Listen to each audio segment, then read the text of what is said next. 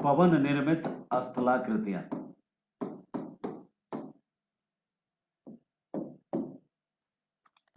दोनों तरह की स्थलाकृतियों की एक लिस्ट बना लीजिए और ये लिस्ट सब बच्चों को हर एक टोपोग्राफी का लर्न करना है। अपर्दनात्मक स्थलाकृतियां लिखिए, निक्षेपणात्मक स्थलाकृतियां,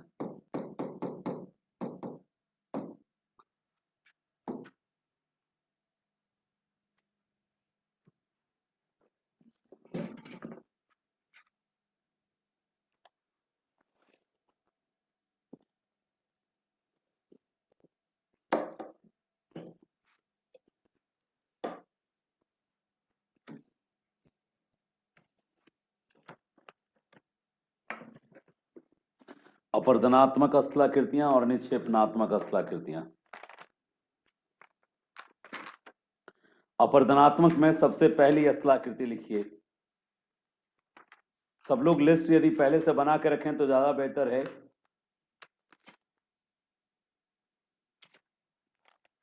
जिनके पास बुक नहीं है वो हमारे यहां से बोर्ड से देख करके लिख लीजिए।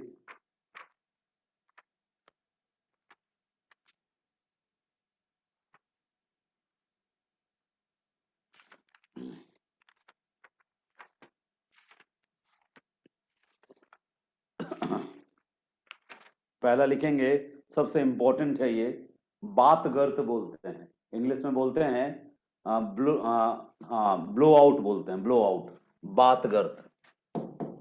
बात मतलब हवा और गर्त मतलब गड्ढा।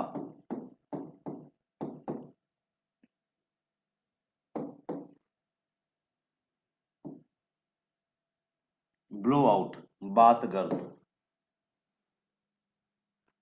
दूसरा पॉइंट लिखेंगे, ये और भी इंपॉर्टेंट है, इंसेलबर्ग।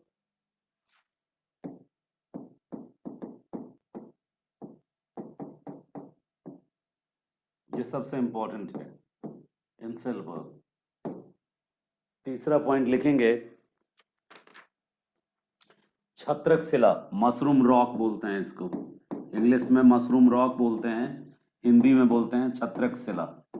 इंसलबर्ग को इंसलबर्ग ही बोलते हैं, उनके लिए कोई हिंदी पार्टिकुलर टर्म नहीं है, ठीक है। सर गुंबदकार टीला होता है। ठीक है, आपका कहना सही है। इंसलबर्ग को गुंबदाकार टीला आप कह सकते हैं क्योंकि दिखने में गुंबद जैसा होता है। एनसीईआरटी में पढ़े थे इसलिए। हाँ हाँ बिल्कुल सही है, वो आकार के आधार पे नाम दे दिया। Thank you sir. हाँ, उनका वो दिखने में गुंबद जैसा लगता है, इसीलिए उसका नाम गुंबदाकार टीला। बट इंसलबर्ग जर्मन वर्ड है, और जो कठोर चट्टाने रेगिस्तान में खड़ी रह जाती है गुंबद जैसी, उसी को इंसलबर्ग कहते हैं, ठीक है। तो आप इसको कह सकते हैं, गुंबद जैसा दिखता है ये। चलिए, छत्रक शिला यानी मशरूम रॉक, ये मशरूम जैसा दिखता है, मशरूम रॉक। चौथा पॉइंट जो है वो है डेमोसाइल्स बोलते हैं इसको, भूस्तंभ, पिलर, भूस्तंभ।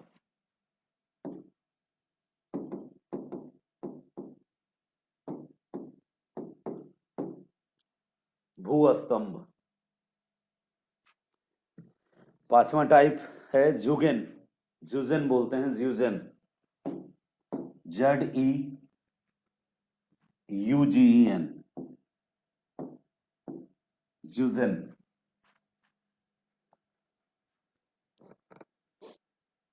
और नेक्स्ट है यार्डांग,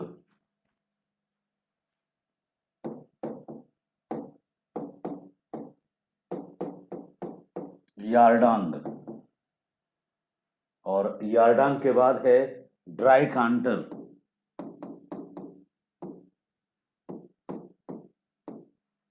ड्राई कांटर। फिर है जालीदार शिला, जिसको आप स्टोन लैटिस कहते हैं, जालीदार शिला या जालक।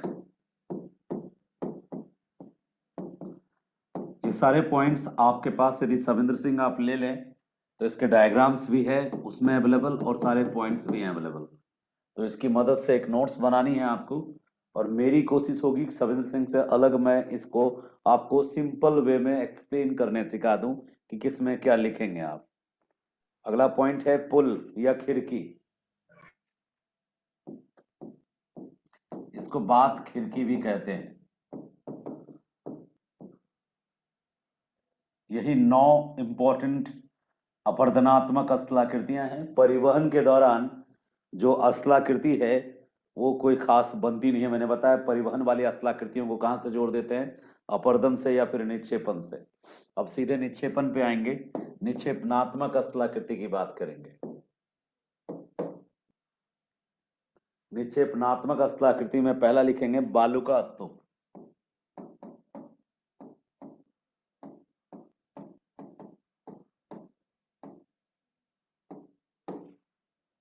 बालू का स्तूप सबसे इंपॉर्टेंट है, इसको सैंड ड्यून्स कहते हैं। और इसके बारे में कभी कभी डायरेक्ट क्वेश्चन अलग से पूछ देता है। इसके पूरे टाइप, इसका क्लासिफिकेशन सब पूछ देता है। यूपीएससी ज्यादातर बालू का स्तूप का प्रकार पूछ देती है। डिटेल में जानना पड़ेगा बालू का स्तूप को, कितने प्रकार के होते हैं, कौन कौन होते हैं, ये पूछती है यूपीएससी ज्यादा। ठीक है, जैसे बरखान आपने सुना होगा, बरखान। इसके अलावा ट्रांसवर्स बालू का स्तूप सुना होगा। सब बालू का स्तूप के ही टाइप। हम बालू का स्तूप को पढ़ाएंगे अलग से आपको। इसके बाद दूसरा है लोयस। चीन में है ना लोयस का पठार, तो वो लोयस का पठार निक्षेपणात्मक स्थलाकृति का उदाहरण है। लोयस।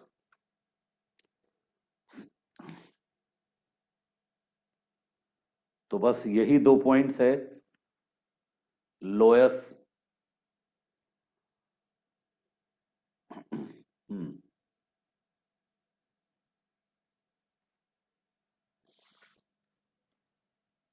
ये पवन द्वारा निर्मित स्थलाकृतियां हैं मरुस्थल में। इसके अलावा मरुस्थल में जल द्वारा निर्मित कुछ स्थलाकृतियां भी होती हैं जो पवन नहीं बनाती। मरुस्थल में भी जल के कारण बनने वाली स्थलाकृतियां हैं। वो है प्लेया है, बजादा है। तो नीचे लिख लीजिए अलग से, एक पॉइंट लिख लीजिए। मरुस्थल में पवन के अलावा, डिजर्ट एरियाज में विंड के अलावा, पवन के अलावा जल निर्मित स्थलाकृतियां भी मिलती हैं। आप कहेंगे कैसे सर, जल कहां से आ जाता है? तो कुछ कुछ क्वांटिटी में जो वर्षा होता है, रेत से छन के वो वर्षा का पानी जब पर्टिकुलर जगह जमा होता है, तो उस पानी के कारण उस रेत के अंदर जो पानी है या भूमिगत नदी जो है, उनसे भी कभी कभी कुछ आकृतियां बनती हैं। तो जो बनती हैं आकृतियां, उसमें सबसे ज्यादा इंपॉर्टेंट है वो है बैडलैंड।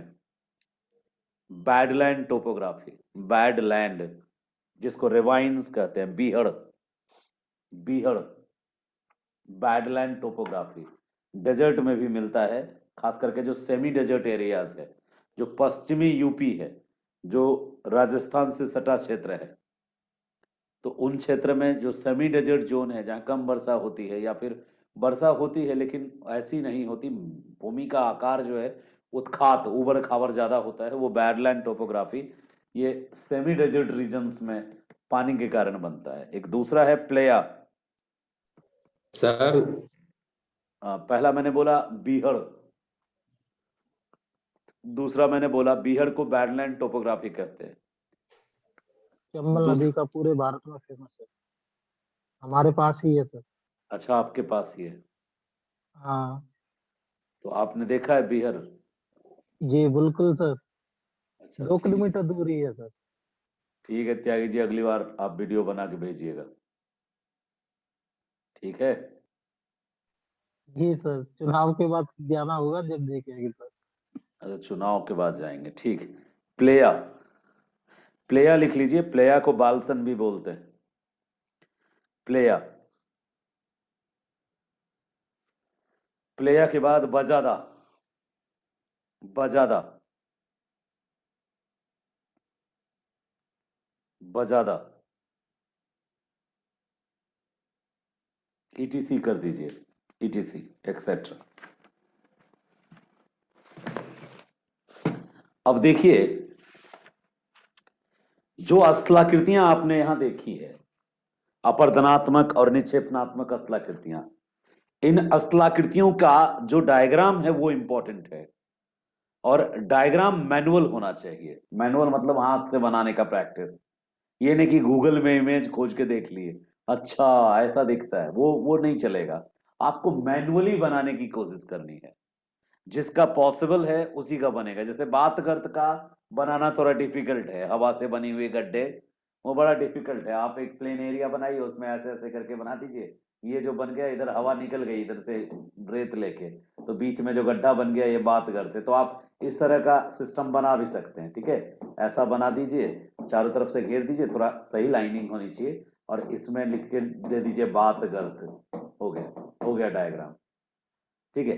इंसेलबर्ग बात गर्त कैसे बनता है? जब पवन के मार्ग में, विंड के मार्ग में, आ, ऐसा विंड के रास्ते में यदि कोमल मुलायम चट्टानें मिलती हैं, तो विंड उन कोमल मुलायम चट्टानों के धूल कणों को अपने साथ बहा ले जाता है। तो विंड के द्वारा जब वहां से कोमल मुलायम चट्टानों धूल कणों को अपने साथ बहा ले जाया जाता है, तो छोटे छोटे छोटे बड़े कई अलग अलग आकार के गड्ढों का निर्माण हो जाता है। और इन्हीं गड्ढों को क्या कहते हैं? बातगर्त कहते हैं। ज्यादातर इन गड्ढों में ना ओएसिस बन जाता है, क्योंकि गड्ढा इतना गड्ढा हो जाता है कि जो भूमिगत जल है वो वहां पे जमा हो जाता है, तो वो एक छोटे से झील की तरह दिखने लगता है ऐसा, कहीं कहीं, या कहीं तस्तरी नुमा दिखने लगता है।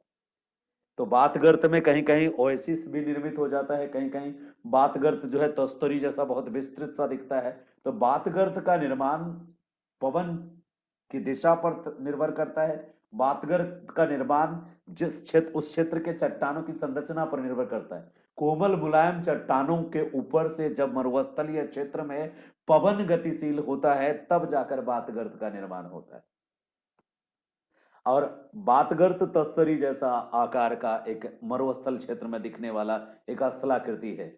कहीं कहीं ये कुछ गहराई इसकी ज्यादा होती है, तो भूमिगत जल भी इसमें उपस्थित मौजूद हो जाता है, जिससे ये और खूबसूरत ओएसिस जैसा दिखता है। एक फेमस है बातगर्त संयुक्त राज्य अमेरिका का बफेलो बालोस, और मंगोलिया का पांगकियांग। बहुत बड़े आकार का है, सैकड़ों किलोमीटर में फैला है। तो संयुक्त राज्य अमेरिका का जो ग्रेट प्लेन है, ग्रेट प्लेन नाम का जो मैदानी भाग है संयुक्त राज्य अमेरिका का, ग्रेट प्लेन में छोटे छोटे आकार की जो ऐसी तस्तरी नुमा आकृति है, उनको कंबाइंडली बफेलो बालोस बोलते हैं, बफेलो बालोस बोलते हैं। और जो मंगोलिया में बहुत बृहद आकार सैकड़ों किलोमीटर में फैला हुआ तस्तरी नुमा जो गड्ढा है, उसको बोलते हैं पांगकियांग, पांगकियांग। तो पांगकियांग, पांगकियांग और बफेलो बालोस, ये बातगर्त का एग्जाम्पल है। तो यदि हम बातगर्त लिख रहे हैं, उसमें डायग्राम बना रहे हैं, तो उदाहरण जरूर देंगे। क्या? संयुक्त राज्य अमेरिका के ग्रेट प्लेन में जो छोटे छोटे छोटे आकार, वो ज्यादा बड़े नहीं होते, कुछ मतलब कुछ क्षेत्र में फैले होते हैं, छोटे आकार के होते हैं। तो छोटे आकार के जो होते हैं बातगर्त, उनको बफेलो बालोस बोलते हैं, बफेलो बालोस। अब देखो, यदि देसी बिहारी लैंग्वेज में कहे ना, तो कीचड़ वाला एरिया में जहां भैंस बैठ बैठ के गड्ढा कर देता है, तो तरी जैसा नहीं, तो बफेलो बालोस ऐसे याद रखना। ऐसे वहां भैंस नहीं बैठती, वहां बाइसन होता है। बाइसन जानते हैं? एक खास तरह की मवेशी का किस्म है बाइसन। तो बाइसन ज्यादा इन क्षेत्रों में पाए जाते हैं, ग्रेट प्लेन एरियाज में, ठीक है। ग्रेट प्लेन्स में कुछ पार्टिकुलर जो सेमी डेजर्ट रीजन्स है, उस रीजन्स में पवन बनाती है ये गड्ढा, यानी कि भैंस बैठ के गड्ढा बनता है, ऐसा कुछ नहीं है। वो तो मैं एग्जाम्पल देने के लिए बताया, नाम याद रहेगा आपको। हवा से क्या होता है, मुलायम चट्टानें उड़ जाती हैं, तो गड्ढे जैसी आकृति बनती है, उसको बातगर्त कहते हैं। दूसरा इंसेलबर्ग, ये सबसे इंपॉर्टेंट है। इंसेलबर्ग जर्मन भाषा का वर्ड है, जर्मन भाषा का वर्ड है, और इसका मतलब होता है छोटा सा पहाड़ी। इंसेलबर्ग का मतलब होता है छोटी पहाड़ी, पर्वत जैसी आकृति। हालांकि जर्मन भाषा में चारों तरफ अलग क्षेत्र हो और बीच में कोई दूसरा क्षेत्र हो, जैसे कि आइलैंड, द्वीप, चारों तरफ पानी है, बीच में जमीन है। तो जर्मन लैंग्वेज में ऐसा भूखंड जो चारों तरफ से किसी दूसरे चीज से घिरा हो और बीच में वो अलग अकेला सा हो, उसको इंसेलबर्ग कहते हैं। जैसे मान लीजिए पर्वत है, तो बीच में पर्वत है और चारों तरफ मैदान है, तो वो क्या कहलाएगा? इंसेलबर्ग। यदि बीच में जमीन है, चारों तरफ पानी है, तो वो क्या कहलाएगा? इंसेलबर्ग। यानी इंसलबर्ग द्वीप को भी कहते हैं, इंसलबर्ग पर्वत को भी कहते हैं, तो आप यहाँ कंफ्यूज मत होना। इंसलबर्ग जर्मन भाषा का एक ऐसा टर्म है जो किसी पार्टिकुलर ऐसे लैंडफॉर्म को डिनोट करता है जो लैंडफॉर्म के चारों तरफ डिफरेंट लैंडफॉर्म हो, चारों तरफ डिफरेंट लैंडफॉर्म हो। तो डेजर्ट एरियाज में क्या होता है, डेजर्ट एरियाज में क्या होता है कि यहाँ पे मान लीजिए ये कठोर चट्टान खड़ी रह गई, या यहाँ पे कठोर चट्टान खड़ी रह गई, इसके चारों तरफ रेत है, चारों तरफ समतल मैदान है और बीच में कठोर चट्टान खड़ी रह गई। तो ऐसे कठोर चट्टानों का जो समूह होता है उसको इंसेलबर्ग कहते हैं। पहाड़ी जैसी दिखती है इंसेलबर्ग, कैसी दिखती है, छोटी सी नन्ही सी पहाड़ी जैसी दिखती है, गुम्बद जैसी दिखती है। और इसका निर्माण कैसे होता है, इसका निर्माण होता है जब अपर्दन करती हैं पवनें और आसपास के मुलायम चट्टानों को लेकर उड़ जाती हैं और कठोर चट्टानें गुंबद की तरह खड़ी रह जाती हैं। कठोर चट्टानें गुंबद या छोटी पहाड़ी की तरह, गोलाकार पहाड़ी की तरह खड़ी रह जाती हैं। तो इसके लिए हम टर्म यूज करते हैं ये इंसेलबर्ग। ठीक है, इंसेलबर्ग को बॉर्नहार्ट भी बोलते हैं, बॉर्नहार्ट, इंसेलबर्ग को बॉर्नहार्ट भी बोलते हैं। और बॉर्नहार्ट जो टर्मिनोलॉजी है ये इसलिए इसको दिया गया क्योंकि इसको खोजा था सबसे पहले बॉर्नहार्ट ने, जो जर्मन थे। हालांकि इंसेलबर्ग शब्द को एलसी किंग ने भी यूज किया है। एलसी किंग जब सहारा डेजर्ट में शुष्क अपर्दन चक्र का अध्ययन कर रहे थे, एलसी किंग जो न्यूजीलैंड के ज्योग्राफर थे, तो न्यूजीलैंड के भूगोलवेत्ता एलसी किंग ने शुष्क अपर्दन चक्र की संकल्पना दी है। और अपने इस शुष्क अपर्दन चक्र में जो अंतिम में जो बच जाता है अपर्दन के बाद जो घर्षित पहाड़ियां, उस घर्षित पहाड़ियों को एलसी किंग ने भी क्या नाम दिया है, इंसेलबर्ग का नाम दिया है। तो इंसेलबर्ग काफी प्रचलित, काफी काफी फेमस स्थलाकृति है। जिस तरह डेविस ने अपने अपर्दन चक्र के अंत में जो एक घर्षित पहाड़ी बनती है उसको नाम दिया है, डेविस ने क्या नाम दिया है, मोनोडैनाक। डेविस के अपर्दन चक्र की अंतिम अवस्था में जो घर्षित पहाड़ी बचती है उसको वो क्या नाम देते हैं, मोनोडैनाक। उसी तरह एलसी किंग का मानना है, एलसी किंग जो सहारा के शुष्क मरुस्थल में शुष्क अपर्दन चक्र की संकल्पना दिए हैं, वो मानते हैं कि पवन अपने अपर्दन चक्र की अंतिम अवस्था में जो घर्षित पहाड़ियां बनाता है, वो घर्षित पहाड़ियों को वो क्या पुकारते हैं, इंसेलबर्ग। तो इंसेलबर्ग एक जर्मन टर्म है, सबसे पहले बॉर्नहार्ट ने खोजा था, जर्मन वैज्ञानिक, जर्मन ज्योग्राफर। तो इसलिए इसको बॉर्नहार्ट का नाम भी दिया जाता है, इन द रिस्पेक्ट ऑफ बॉर्नहार्ट, बॉर्नहार्ट नाम दिया जाता है। बट इन एक्चुअली ये जो इसके फीचर्स को देखें, इनके गुण को देखें, इनके कैरेक्टरिस्टिक्स को देखें, तो चूंकि ये गोल गुंबद के आकार की छोटी पहाड़ी जैसी दिखती है, नन्ही सी, नन्ही नन्ही छोटे आकार की पहाड़ियों जैसी दिखती है एक्चुअल में। ऐसे तो फोटो देखेंगे किताब में, तो वो किताब में क्या किया है कविंदर सिंह जी ने मतलब ऐसे करके एक जगह ले लिया है, इसमें बहुत सारा ऐसे ऐसे ऐसे ऐसे 2 3 4 ऐसे ऐसे खड़ा कर दिया है। ऐसा लगता है जैसे बचपन में ना चद्दर ओढ़ के बैठा हुआ भूत 4 5 को एक जगह, ऐसा दे दिया है। तो डेजर्ट एरियाज में ऐसा एक्चुअल में होता नहीं है ऐसा ही।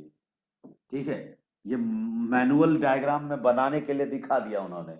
एक्चुअल में आप देखना चाहोगे, जब एक्चुअल इमेज देखोगे इसका, इंसेलबर्ग का, तो आपको, जैसे मैं वो दिखा देता हूँ, पोंगयांग जो है, वो तो वो था ना बातगर था, सॉरी पोंगयांग तो बातगर था, पोंगयांग बातगर था। इंसेलबर्ग दिखलाता हूँ, देखना बहुत जरूरी रहेगा। कोई फेमस इंसेलबर्ग कालाहारी में ज्यादा है, ठीक है, हम कालाहारी में देखते हैं। कालाहारी डेजर्ट में इंसेलबर्ग की उपस्थिति, मौजूदगी इस बात पर डिपेंड करती है कि वो पर्टिकुलर जो रीजन है, ठीक है, इंसेलबर्ग की जो उपस्थिति है वो इस बात पर डिपेंड करेगी कि वहां पे कठोर चट्टानें कितनी हैं। कठोर चट्टानों पे दिखेगा इंसेलबर्ग।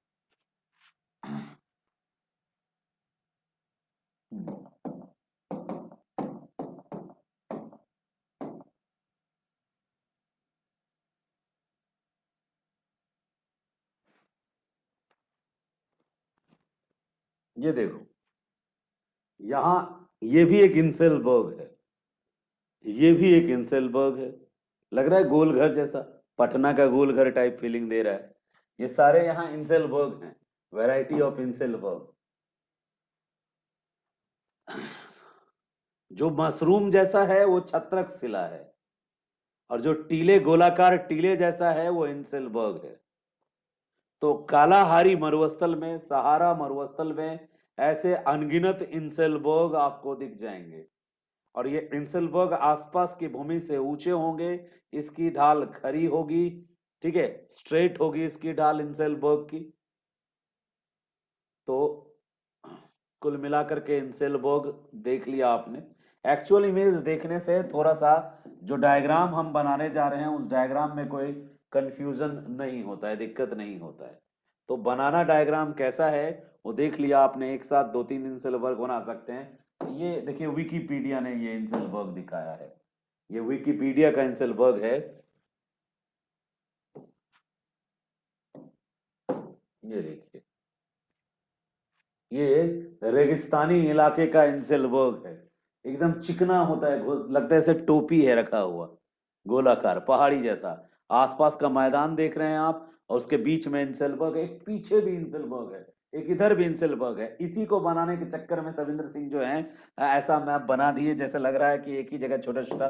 बच्चा ना इमेज के कारण भी गलत समझ लेता है, एक्चुअल में देखिए तो उतना भी छोटा नहीं होता है। ये एक इंसेलबर्ग है, यहाँ पे एक तरफ ज्यादा खड़ा ढाल होता है, एक तरफ थोड़ा ऐसे ढाल होता है, ये एक इंसेलबर्ग है।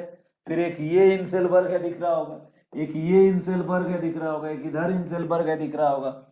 इस तरह से कई इंसेलबर्ग यहाँ पे एक ही जगह पे दिख रहा है, ये मैदानी भाग में, ठीक है।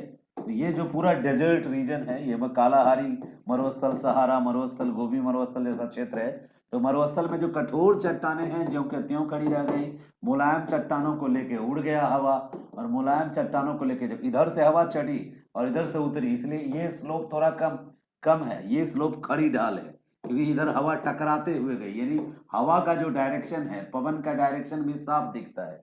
इंसेलबर्ग को देख के पवन की दिशा का पता लग सकता है कि किस डायरेक्शन में पवन जा रही है, ठीक है। तो ये इंसेलबर्ग है, आपने लिख लिया होगा।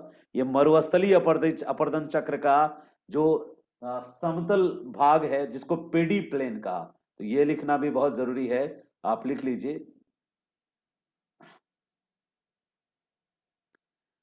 त्यागी जी फिर कंफ्यूज हो रहे हैं, अंडे की टोकरी आप इसको नहीं कह सकते।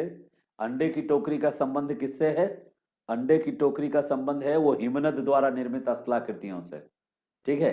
इससे आप इससे नहीं संबंधित है, ये अलग कॉन्सेप्ट है। तो ये बॉर्नहार्ट ने ढूंढा था इसको, और ये ज्यादा पॉपुलर हुआ गुंबद। सर अंडे की टोकरी डिपोजिट वो निक्षेपणात्मक स्थलाकृति है ना? किससे संबंधित? सर ग्लेशियर से। हाँ, आप बिल्कुल सही कह रहे हैं। वो त्यागी जी जो हैं आज थोड़ा मतलब कभी कभी कुछ भी लिख लेते हैं बेचारा भावुक होके, ये भावुक होके लिख रहे हैं, ये अलग जोग्राफर हैं हमारे, इसीलिए थोड़े दुलारे हैं भाई। हाँ, इनको लगा कि ये अंडा जैसा दिखता है, जबकि ये शाकाहारी आदमी है, और आज शायद मंगल है, उसके बावजूद भी ये आदमी पाप लिखेगा ही त्यागी जी की, आपको अंडे की बात कर रहे हैं। मेरी बात सुनिए, मैं तो बहुत नास्तिक आदमी हूँ, इसलिए मैं ऐसी बात करता हूँ। यहाँ देखिए ये कठोर चट्टानें खड़ी रह गई और मुलायम चट्टानों को लेके हवा उड़ गई। आपको अपने आंसर में यदि मार्क्स चाहिए तो यहाँ पे 2-3 आदमी का नाम लेना होगा। नंबर 1, बॉर्न हार्ट का नाम लेना होगा, जिसने इस तरह के डायग्राम मतलब इस तरह के स्थलाकृति को आइडेंटिफाई किया सबसे पहले, बॉर्न हार्ट ने। नंबर 2, एक व्यक्ति और नाम लेना होगा जिसका नाम है एल.सी. किंग। न्यूजीलैंड के जोग्राफर का नाम लेके आप बताएंगे कि एल.सी. किंग ने अपने शुष्क अपरदन चक्र की संकल्पना की व्याख्या करते हुए बताया है कि जो अंतिम अवस्था होती है, अंतिम, ऐसे एल.सी. किंग का कहना है कि जो शुष्क अपरदन चक्र है वो निरंतर चलता रहता है, वो कभी बंद खत्म नहीं होता, उसका अंत नहीं होता। लेकिन वो ये भी मानते हैं कि एक ऐसा दौर जरूर आता है इस अवस्था में जब ये एक समतल मैदान का निर्माण करते हैं, और उस समतल मैदान को एल.सी. किंग ने पेडी प्लेन कहा था। और उन्होंने ये भी कहा था कि पेडी प्लेन में कुछ घर्षित पहाड़ियां मिलती हैं, घर्षित पहाड़ियां मिलती हैं, और ये पहाड़ियां कठोर चट्टानों वाली पहाड़ियां होती हैं। तो इन कठोर चट्टानों वाली पहाड़ियों को 1948 में किंग महोदय ने नाम दिया था इंसेलबर्ग। लेकिन किंग महोदय ने यह भी कहा था कि इंसेलबर्ग का निर्माण सरिता अपर्दन के कारण होता है। मतलब इस डेजर्ट एरियाज जो आप जिसको हम कह रहे हैं, यहां भी वर्षा और जल का बहाव हुआ होगा कभी, उसके कारण ये कठोर चट्टानें इस तरह का आकार ले ली है, जिसके कारण इंसेलबर्ग बना है। किंग महोदय बाद में इसको क्लियर करते हैं कि नदी से ना बन के ये संभवतः पवन से बना है। यानी इसको लेकर के कंफ्यूजन भी है। कुछ ज्योग्राफर्स मानते हैं कि जिस तरह से इसका अपर्दन हुआ है, पवन ऐसा अपर्दन नहीं करती, ये नदी द्वारा निर्मित स्थलाकृति है, यानी यहां कभी जल बहाव रहा हो। लेकिन साथ ही चूंकि लॉन्ग टर्म तक, लंबे समय तक इस तरह के जल बहाव का प्रमाण नहीं मिलता है, तो इसलिए लोग मान लेते हैं कि हो सकता है कि पवन ने ही ऐसी स्थलाकृति बनाई हो। तो ये एक विवादास्पद स्थलाकृति है। हालांकि एलसी किंग ने इसको नाम दिया है ये पेडी प्लेन का अंतिम जो एक तरीके का घर्षित पहाड़ी है ये। चलिए, तो सबसे इंपॉर्टेंट था इसलिए इस पे ज्यादा अच्छी चर्चा किया। बाकी जो स्थलाकृतियां हम पढ़ रहे हैं,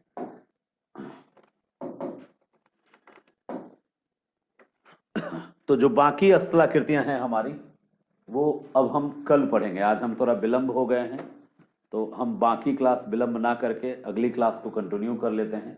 आपसे एक रिक्वेस्ट है सब बच्चों से, जितने भी छात्र हमारे साथ पढ़ रहे हैं, जो बाद में इस वीडियो को देख रहे हैं, उनसे भी, जितनी भी टोपोग्राफी है उसका एक चार्ट प्रिपेयर करेंगे, ऊपर नाम लिखेंगे उस टोपोग्राफी का, अपर्दनात्मक स्थलाकृति, निक्षेपणात्मक स्थलाकृति, सबका लिख करके आप उसको रिवाइज करते रहेंगे। ठीक है, एक छोटा सा क्विज हम आपको ऑर्गेनाइज करेंगे, जिसमें आप चीटिंग नहीं करेंगे। आपको अपना एक दिन ऐसी क्लास होगी अपनी, जिसमें आप रेडी रहेंगे कि आप चीटिंग ना करके ईमानदारी पूर्वक, वीडियो तो हम कंपलसरी नहीं करेंगे, क्योंकि वो हमको सही नहीं लगता कि बच्चा घर पे रहता है अपना अपने अनुसार से थोड़ा कंफर्टेबल जोन में ही पढ़े। लेकिन यदि जिनसे पॉसिबल हो अपना वीडियो ओपन कर सकते हैं। ठीक है, तो उस दिन हम एक छोटा क्विज ऑर्गेनाइज करेंगे। क्विज में हम आपसे एक बस 10 मिनट का क्विज होगा, 15 मिनट का, रैंडमली किसी से भी पूछ देंगे, हम आपको स्थलाकृति देंगे और उस स्थलाकृति को बताना होगा कि ये किस टोपोग्राफी की स्थलाकृति है, और एक इरोजनल है या डिपोजिशनल है, पहचानने के लिए। तो तैयार रखिएगा। 4 तरह की स्थलाकृति, कौन कौन? Karst topography, glacial topography, river topography और एरिड टोपोग्राफी। एरिड में थोड़ा सा बच गया, लेकिन वो हम बता देंगे। कल हम नया सेक्शन स्टार्ट करने वाले, नया सेक्शन नहीं, अभी कल और परसों हम 18 तारीख तक का टारगेट रखे थे, और आज 10 तारीख होने को नहीं, कितना तारीख है भैया? आज 9 तारीख है। तो हम 6 दिन, 4-5-6 दिन में अब आपका पूरा जियोमॉर्फोलॉजी का जो भी बचा सेक्शन है कंप्लीट करके इसकी आंसर राइटिंग प्रैक्टिस करवाएंगे। कल से ही शुरू करा देंगे आपका answer writing. Thank you so much. आज बस इतना ही सर। जी। सर बोले, चादर बाढ़ किसको कहते हैं? चादर बाढ़। देखिए, हो सकता है उसका अंग्रेजी नाम बताएंगे तो हम समझ पाएंगे। चादर बाग बोल रहे हैं सर, अंग्रेजी नाम उसका है सीट फ्लड। अच्छा, समझ गया आप क्या कह रहे हैं। चादर बाग जो आप शब्द यूज कर रहे हैं, हमने यहाँ पे एक 2-3 चीजें यूज की है, जिसका हिंदी जब हम आपसे डिस्कस करेंगे तो हम बता देंगे।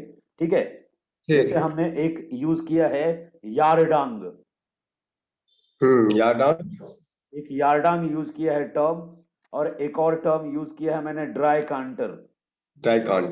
हाँ, तो इन दोनों तीनों में से कहीं ना कहीं कनेक्ट होता होगा, हम उसका इंग्लिश आपका समझ नहीं पाए। एक तो यारडांग है, एक ड्राई कांटर है, एक मशरूम रॉक है। यदि आप इसी से रिलेटेड टर्म है आपका एरिड टोपोग्राफी से, तो प्लीज एक टाइप करके मुझे व्हाट्सएप पे भेजिए, मैं देखूं कि आप क्या पूछ रहे हैं। ठीक है, नहीं सर, इससे नहीं है। तो शब्द लिखिए, क्या है मैसेज करिए। सीट फ्लड जो है पेडिमेंट में पढ़े थे। पेडीमेंट, अच्छा, पेडीमेंट तो देखिए, मैंने मरुस्थलीय क्षेत्र में केवल पवन ही अपर्दन नहीं करती, मरुस्थलीय क्षेत्र में पवन के अलावा जल भी अपर्दन करता है। हाँ, जल वाला, वही तो वो सीट फ्लड उसी में है। अच्छा, जल पेडिमेंट उसी में बन। हाँ, तो जल जो अपर्दन करता है, तो वो अपने साथ जो मलबा मरुस्थलीय क्षेत्र से लाता है, उस मलबा को जहां वो बिछा देता है चादर की तरह, मरुस्थल में पेडी प्लेन बनता है और नदी द्वारा जो बनाई थी वो पेरी प्लेन है। नहीं, पेनी पेनी प्लेन। यस सर पेनी प्लेन है, वहां पे डी और एन का डिफरेंस है। हाँ बिल्कुल सही कहा आपने। पेडी प्लेन जो है वो मरुस्थल में नहीं, शुष्क अपर्दन चक्र शब्द यूज कीजिए।